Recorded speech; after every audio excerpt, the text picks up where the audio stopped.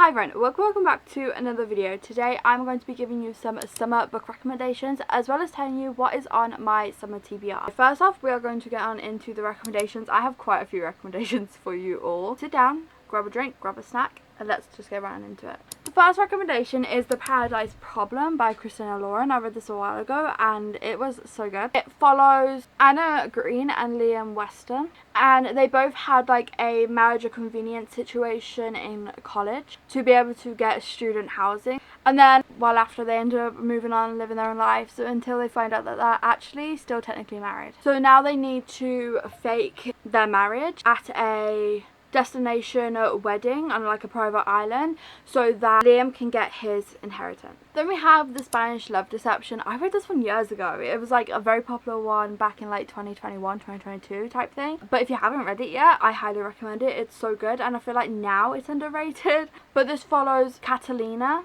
who is an engineer living in New York, and she needs a date for her sister's wedding, and so she is like looking for someone to be her fake date, should we call it, or more fake boyfriend, because her family is like very like, do you have a boyfriend type thing. So she needs more of like a fake boyfriend type situation, but also she wants this fake boyfriend because her ex-boyfriend is going to be at her sister's wedding, and so that's the situation. And then we have the second book from The Spanish Love Deception, which is The American Roommate Experiment, and this one follows Rosie, and she's a romance writer, but she's currently got writer's block. She's got like a deadline that she has to hit, and so she's stressing about that, but then her ceiling in her apartment ends up collapsing, and so then she ends up borrowing her best friend's studio. But that is when she finds out that her friend's cousin is already staying there. Then we have You and Me on Vacation by Emily Henry. In a summer book recommendation, you always see an Emily Henry book,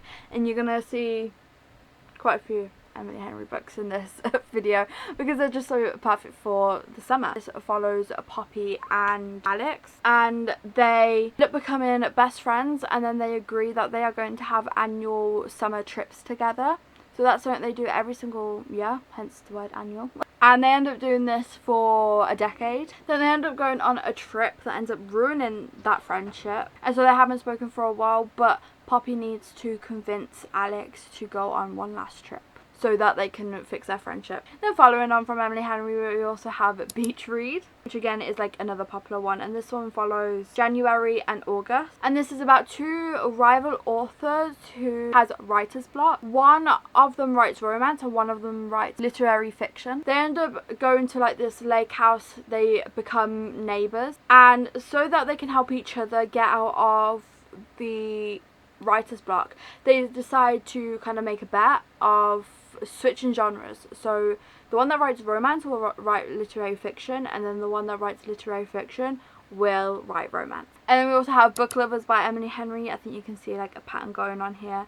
And this follows Nora, who is a literary agent, and it also follows a book editor. They are rivals, and they're well known to be rivals, and they end up being thrown into a small town together. Then we have The Great Big Beautiful Life, also by Emily Henry, and this follows two rival journalists, and they are competing to write the memoir of the 20th century heiress Margaret Ivers. Then we also have Happy Place, and this follows Harriet Ann Wynne, I don't say his name, who was an engaged couple, but they end up breaking up, and then they have to hide that they have broken up from all of their college friends that they share. So they're forced to end up playing the happy couple in front of their friends while they go on the annual week-long trip to Maine. Then we have Funny Story, and this follows a librarian and a wine bar worker.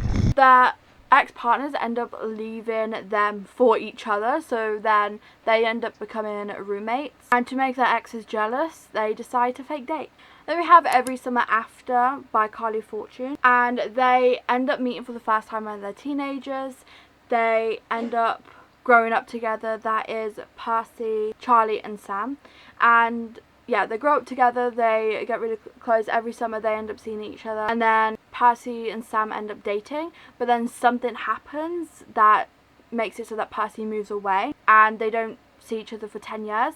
Then Percy ends up coming back into the small town and they see each other again for the first time after 10 years. They've got secrets between each other. That's what I'm going to say. Then we have Meet Me at the Lake, which is like, I think the second book from Every Summer After. I'm not sure if they're actually connected or not.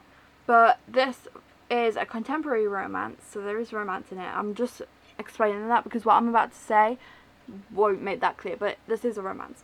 But it's about Fern, and she's 32 years old. She ends up inheriting a lake resort after her mother passes away. Then we have Nora Goes Off Script. This one's like a nice, quick, easy for summer. So like if you're going, I don't know, like on a trip or something, I feel like this is like a nice book to read there. So this follows a romance writer. She ends up getting a divorce, and so she ends up turning her pain into a movie. And then our MMC is playing her ex-husband in the movie. And then we have Daisy Jones and the Six. I feel like everyone's probably read this by now, but in case you haven't, this follows a reckless singer named Daisy, and she's trying to find her way of getting out there.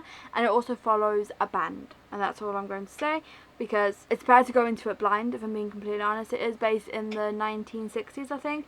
It's written as like interview styles as well. I recommend the audiobook if you haven't listened to that. Then we have Just for the Summer by Abby Jimenez. This follows Emma and Justin, and both of them are cast to be partners. The curse is because they've both had like bad luck with relationships in the past, so they both agree that they should date each other and see if that cast continues. Then we have The Summer of Broken Rules. Now this is YA, so if you're looking for something more YA, then this will be for you. But this follows a grieving teenager, Meredith Fox, who returns to Martha's Vineyard for an extended family wedding, and while she's healing from her sister's death and a recent breakup, she ends up throwing herself into the family's annual high stakes water game. Then we have When in Rome by Sarah Adams. This is like a Grumpy Sunshine trope. It follows Amelia Rose, who is a pop star, and she ends up escaping from fame. And she ends up getting stranded in a small town. She ends up meeting Noah Walker. Then we have the second book from that, Practice Makes Perfect, which follows Annie Walker, who is an introverted small town florist. Then she enlists to help Will, who is her brother's bodyguard. Then we have Mary Jane. This follows 14-year-old Mary Jane, who leaves her strict conservative family to spend the summer as a nanny for a local doctor. She soon discovers that the household is entirely different from her own. It's chaotic, unstructured, and temporarily serving as a secret rehabilitation facility for a famous rock star and his celebrity wife. Over the course of a single summer, Mary Jane is exposed to a mind-opening new world of counterculture, liberalism, and group therapy. Then we have Problematic Summer Romance by Ali Hazelwood. This is an age gap brother's best friend book. This follows 23-year-old Maya. It is set during a destination wedding, but she meets 38-year-old Connor, who is her brother's best friend. Then we have Deep End by Ali Hazelwood. This follows Scarlett, who is a diver, and she's really struggling because she has injured herself, and she's kind of got a bit of like trauma from injuring herself. But that is also where she ends up making an arrangement with Luca, the swim captain, and her best friend's ex-boyfriend. Then we have The Bodyguard by Catherine Center. This one, I like this one because she is the bodyguard, so our FMC is the bodyguard. Now it's so rare that we see like the flip of it, so I absolutely love that. But yeah, this follows Hannah. She is an executive protection agent, and she ends up having to protect Hollywood megastar Jack from a stalker. I have The 7-Year Slip by Ashley Poston. This follows Clementine, who inherits her late aunt's magical Upper West Side apartment, which shifts 7 years back in time. Then we have This Summer Will Be Different by Carly Fortune. So this is about Lucy. She ends up spending a night with someone, and the next day she discovers that he's Felix, who is her best friend's younger brother. Her best friend has always said to her, the one thing you should never don't do is be with my brother. So she ends up breaking that rule accidentally. That Bridget, who is her best friend, had that rule because Felix has had like a messy breakup with Bridget's other friend. Okay, so those are all the recommendations that I have for you. Quite a few, if I must say so myself. Now time for my summer TBR.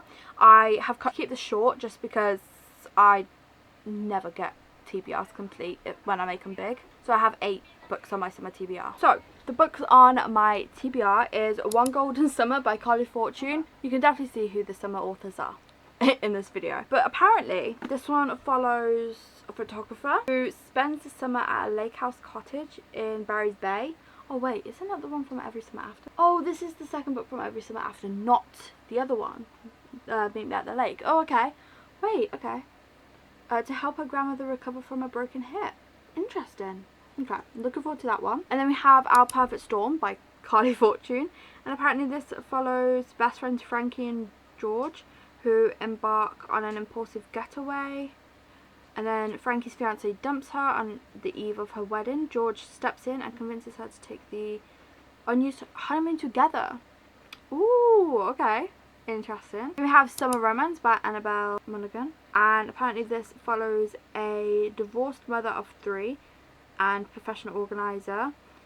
And she gets a second chance at life when her dog pees on a handsome stranger in a park. Okay, that's like a fun meet cute situation. We have Summer in the City by Alex Astor. I believe this is Alex Astor's first romance book, so I'm excited.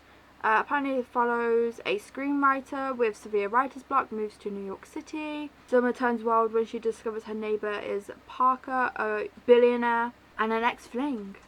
A disastrous ex-fling, oh my goodness.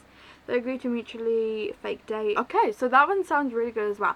I've noticed all the summer books are always like writer's block situations. Have you all noticed that too? Then we have The Rom-Comers by Catherine Venter. And this follows a grumpy sunshine screenwriter. See, it's always about the screenwriters. And she's caring for her father. When she gets her big break to co-write a script for her idol Charlie, she discovers he is a cynic who hates romance. Wait, that sounds so fun. Okay, love that. And then we have a novel, Love Story by Ashley Poston. This follows a heartbroken English professor who accidentally drives into the fictional town of her favourite unfinished romance series. Wait, that's like literally going into your favourite book then. Type vibes. That sounds so good. And she encounters a grumpy bookstore owner who doesn't want her there, forcing her to confront her own past grief and choose between fantasy and reality. Wait, I love that. And then finally we have Picking Daisies on Sundays. This is like a YA romance, so I don't know if I'm going to like this, but I want to give it a go because I have heard good things about it. And apparently this follows Daniela, the fashion designer student in New York City. She agrees to a fake dating arrangement with her childhood best friend and first love Levi, only to find their lingering past feelings and prom night misunderstanding cloud in reality. Ooh, okay. So we have some great books on our TBR by the sounds of it. I hope that you all got some summer recommendations from me. Obviously my TBR can be some recommendations as well. I don't know if they're good or not because I haven't read them. But thank you all so much for watching it. Please remember to like and subscribe, and I hope to see you on my next one. Bye.